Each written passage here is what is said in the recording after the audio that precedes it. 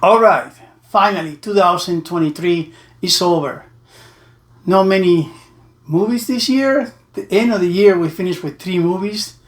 In January, it looked like only 2 movies, most of it horror movies. I think Beekeeper is the only one with Jason Statham. There's nothing coming out the next month. So I'm going to give you the top 10 in my list. And when I say the best of the top 10, I don't say the best movie. So I say what I think is to me the best of the year. And this is how I figured it out the best of the year. The best of the year for me is, do I want to go and see it again? And there are movies that just take 3, 4 hours, 5 hours, whatever it is. And sometimes you see it once and that's it. Oh yeah, it's great director, great acting, and just the story is so sad and this and that. And you never probably see it again. To me, a movie that is the best of the year is the one I want to own the Blu-ray. I want to own the 4K. Most of it I own the digitals. The ones I want to see it again and again and again most of the time. And this is why it's, to me, the top 10 of the year. They're mentioning, a lot of people do, oh, this could be the number 11, 12. Listen, very hard. To be honest, it was very hard to find 10 movies that I really enjoy, that I can say, oh my God, you have to go and see this movie, buy the ticket no matter what. But these could be controversial, some of the movies that I tell you, but to be honest, these are the movies I enjoy, that I went there and I have fun in the theater, and some they are not that much fun. I don't want to give you the review of every movie, but I give you why I give you the movie. A top 10, a top 9, whatever it is. I'm Frankie D, you and your reviews. Don't forget to subscribe, give me a like. This is the top 10 of the year, 2023. Let's start it. Let's start with number 10. Well, Dungeons and Dragons. Oh my God. What the heck? Honor Among the Thieves. Dungeons and Dragons. I know I never played the game. I'm a gamer, but this is not the kind of game I play. There are many versions before, and I was like, what? Come on. If this is gonna work, they tried before, and the cast is awesome. And I gotta tell you, from the moment they start to the moment they end, that is a movie that has so much fun in the beginning. I really, to be honest, from the beginning to the end, from the cast, Hugh Grant was awesome.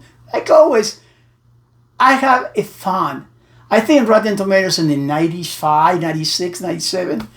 I just don't care about the numbers of Rotten Tomatoes, but I tell you, for me, it's a movie that I already saw it. I saw it twice in the theater. I already own it, and I saw it again. I mean, I have fun. I want to see it again.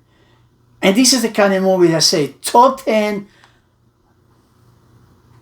I love Dungeons and Dragons. I don't know if the people who played that game like that one, but I gotta tell you, the audience enjoyed that one. Number 9, Dumb Money. Okay, hold on. What? A small movie, great cast, but a true story of what happened 2 years ago with the stock market, with GameStop.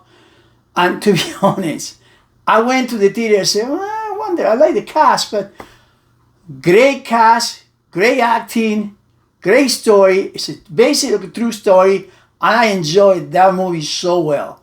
I mean, that is a movie that everybody who went to the theater, who was there, was not many people, because not that one movie that didn't cast too many people, didn't do that much on the box office. But it doesn't matter if it's good in the box office or bad in the box office. It's good for me that I can recommend and say, go and see this movie. Go and spend money. Go and rent it. Go and buy it digital. Absolutely. That money is a winner. It's just, overall, that movie, it surprised me. That money, number 9. Number 8, Spider-Man Across the Universe. Across the Spider-Verse. On a couple years ago, the first one, I'm not much of the animation. I always say in the review in the first one, I'm not much in animation movies, and this kind of animation movies. I love Pixar, those kind of Disney movies. But this kind of comic books, animations, and not much. When I went to see that, I said, well, okay, let's go and see it, do the review. and I love it. It was one of my top 10 of that year. And I gotta tell you, this was the top 10 of this year. The animation, the style, the way they pace. I gotta tell you one thing. I didn't like it better than the first one. I thought the first one was better. To me, it's a controversial. A lot of people think this was better, the other one was better. I think because it didn't expect to be a trilogy. The first one was great. This one, knowing this is going to be a number 3, the part of the end of the story, it's like it got inconclusive a little bit. Like, I don't know. Still, the story is great. The animation is great. The action is awesome. I mean, really, it looks spectacular. That's a movie, if you couldn't see it on the theater, was great. But even though if you don't rent it, or if you don't own it already, Spider-Man Across the Spider-Verse, the second part, to me, number 8, awesome. Number 7, well, this is a surprise, I know. I went to see this movie and I think, well, the cast is insane. Matt Damon is awesome, and she's the great director. But it's about the shoe, Air. It's a story about the shoe. Would I like this? Insanely good. I mean, you know what happened, the story about Nike, how tried to beat Adidas. The whole cast is insane. I mean, this is a movie, The Surprise. You still can see it right now. I think it's on Amazon Prime, and whatever you are in the world, you can see it in streaming. Give it a try, because this is a movie that had a great cast, absolutely great script, well directed, with a great story, and a surprise. There are a few things you didn't know, that I didn't know. I didn't think a movie about a shoe. We even saw the story of Michael Jordan. We all know that. But even without even appear Michael Jordan, I mean, you wouldn't like it. Air, surprise, surprise. Awesome movie. Number 7. Number 6. Well, this is no surprise, probably it's in the list of every top 10. Oppenheimer. I mean, Christopher Nolan, like always, is whatever he does, it's going to be in the top 10 of the movie. And this movie it's 3 hours. It's a movie that you need to be seen in the theater. If you didn't see it in the theater, I don't think you can appreciate this movie watching on TV. I don't care. We all have 4K TV probably. We all have big screen, whatever it is. I don't think you can appreciate. I think this movie was to be appreciated. That's why I did $1 billion. Christopher Nolan, the cast, everybody was awesome. And we already know Christopher Nolan for all the CGI that he does. And this is a movie that have special effects without being CGI. He never confessed how he did it, but he did all with tricks of the camera, the explosion, and everything else. It's 3 hours. I know it's 3 hours. It's a depressing sometimes movie, but it's so well done, so well directed, so paced. Even so, the 3 hours, it keep moving all the time. And it's just absolutely is a movie that had to be in the top 10. It's a masterpiece of Christopher Nolan. Number 5. This is, I never thought I'm going to be a comic book. Well, Spider-Man Across the Spider-Verse, you can call it like a comic. But this year from Marvel, DC, Jesus. God, even Marvel, my God, their movies like, what the heck? But it's one movie that did $1 billion. It's one movie that deserved to be in the top 10. It's one movie that finished a trilogy, and you know what I'm talking about. Guardians of the Galaxy Volume 3. I love Guardians, the first one. I'm a Marvel guy, and when Guardians came, the first one, I said, okay, this is going to be the flop of Marvel. A guy with a raccoon, Star-Lord, a green girl, a guy full of tattoos, and a tree that only say, I am Groot. What the heck? What the heck? We have one of the best Marvel's movies and the best trilogy of the Marvels. Absolutely, the first great. The second was good. Not as great as the first, but the third, the ending of the story, it was so beautiful, so well done. And the story about raccoon, I mean, you talk about Rocket. I mean, absolutely deserve to be in the top 10. I wish anybody who, I think it's in the 90s on Rotten Tomato, but I think anybody who like comics, it doesn't matter if you like DC or Marvel, this was a great ending. I mean, James Gunn did a great ending to this story, and even so that we're gonna see a Star-Lord in some way, in some time in the Marvel universe. But for now, the base of the Marvels, the base of, I would say the base of the comic books of 2023, without any doubt, Guardians of the Galaxy Volume 3. Well, number 4. We already know. The end of the trilogy, or the fourth trilogy, whatever you call it, John Wick, Chapter 4. There is no movies. If you don't, make a comment. There is no movie. There are 4 consecutive movies, and one is better than the other one. I even have one better ratings than the other one, and one did more money than the other one. I mean, I don't remember. I'm wrong, maybe, but which movie have 4 movies, and each one of them is better than the other one, than the previous one? And John Wick ended with a just nail. It just nailed it so well. It's a story, it's a great story. The action is insane. The action on the stairs, almost in the end, it's gonna be remembered for a long time. I saw it so many times. I own it, of course. I own all of it, all the 4 movies, and digital 4K. But absolutely, a great ending. Even so, now that we find out it's not gonna be an ending, it's gonna be a number 5. Let's hope they do justice and they keep going, and better than number 4, better than number 3. John Wick, number 4, Chapter 4, nail it on my top 10.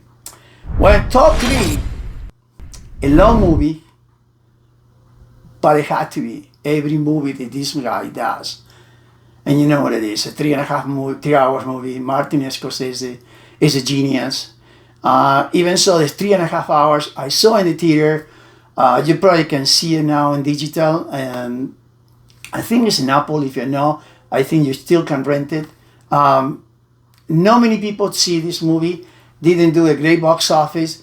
Well, the reason is not many people can stay 3.5 hours and 40 minutes plus 20-30 minutes of commercial. You are more than 4 hours sitting down in the theater.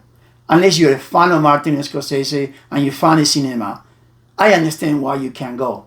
But now, I gotta tell you, this is, again, a masterpiece for him. It's a little bit long.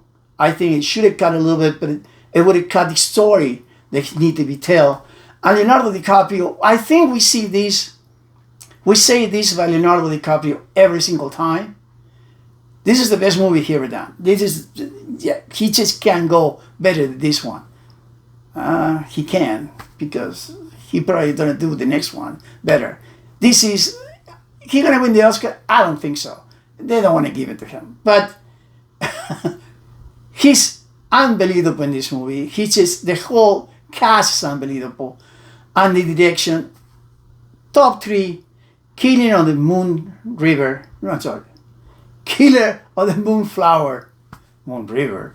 Killer of the Moonflower. Martin Scorsese, number 3.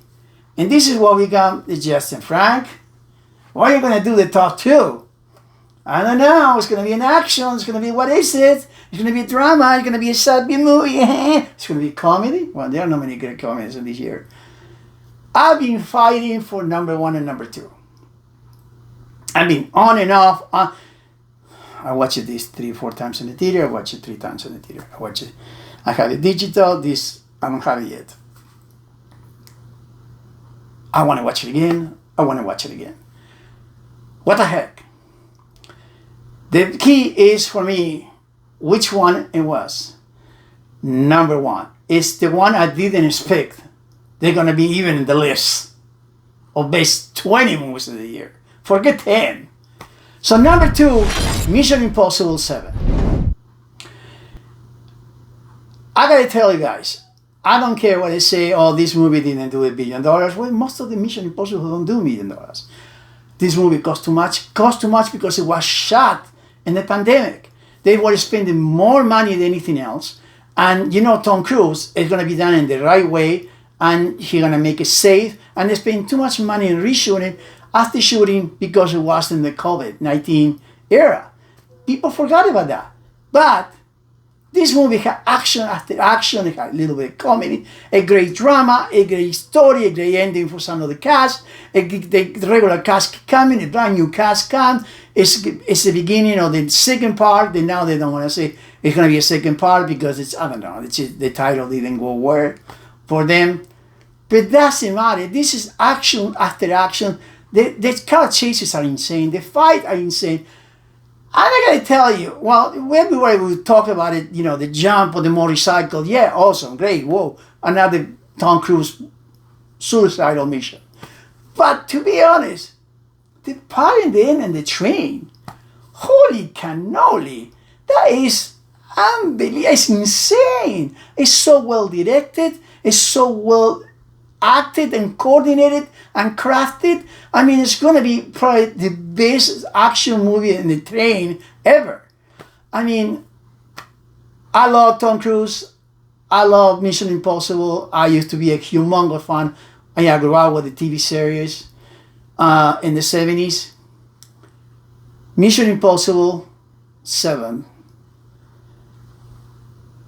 to be number 2. And number 1. What is number 1? Well, number 1 is the movie. I did a review in this one, and I say I'm gonna go and see this movie because I have nothing to see, and I haven't done much of the reviews. So let's do a review. But I don't give a crap. I don't want to see this movie, but let's go and see it. I went to IMAX, see it in bigger screen. Let's go. Let's see it. And oh my God. Oh my God. Godzilla -1. What the heck? A Godzilla movie, the best movie of the year? Yes, my friend. Yes. Because even so, it's Godzilla. Nothing had to do with Godzilla. It had to do with the story. It's 2 hours movie, the story of the soldier, the story of the survivors, the kid, everybody around. If you want to know more in deep, check my review. I don't want to tell you the reviews of this movie, but this movie, it had everything. It had action. It had drama. It had a little bit of humor. It had special effects.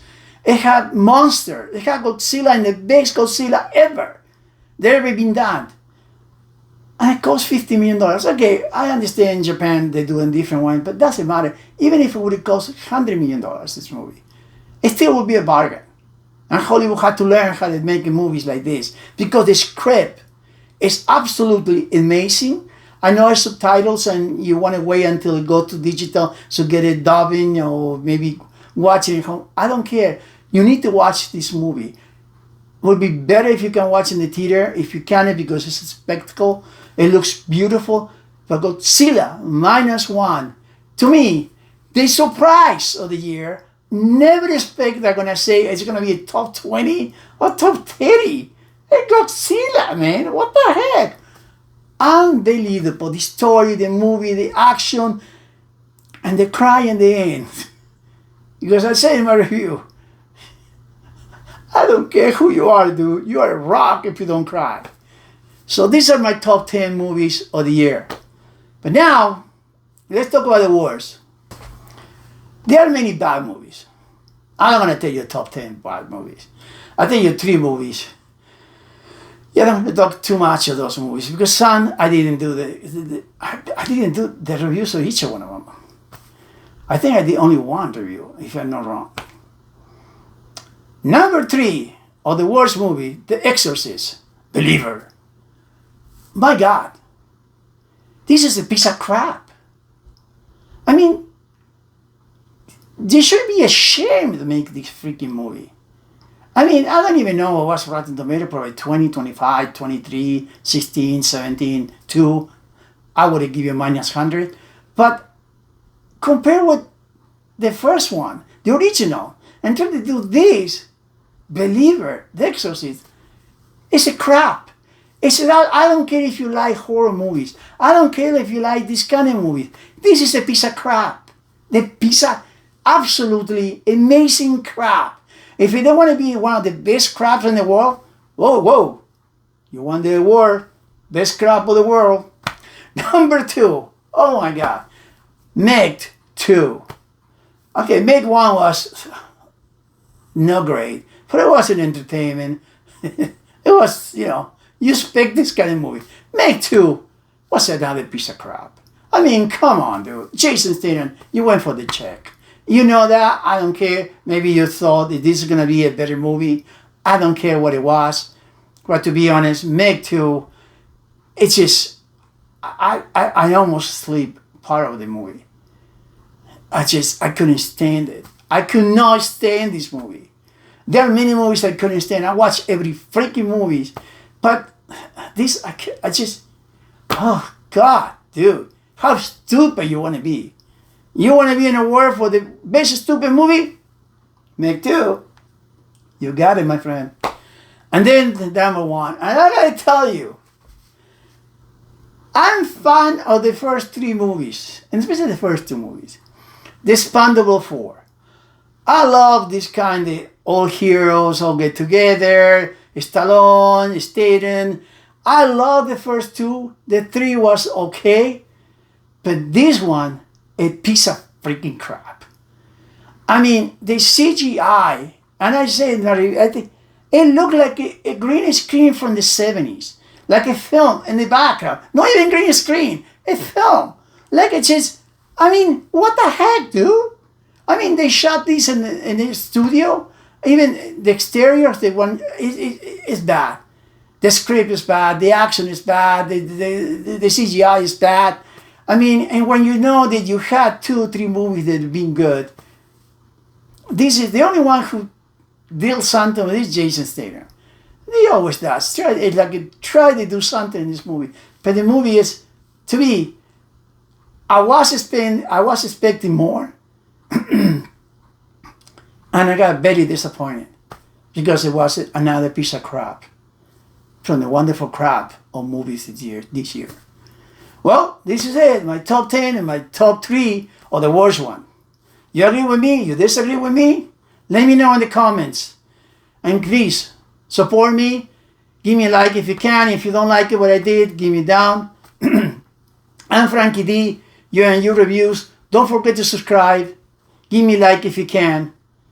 And until the next time, 2024, let's hope it's a lot of more videos, more movies, and better crap than what we had this year. Until the next time, support your movie theater, support your TV show, support your video games, support me, keep my face for Yoda, and subscribe my other videos here. Until the next time, stay safe. Thank you. Ciao.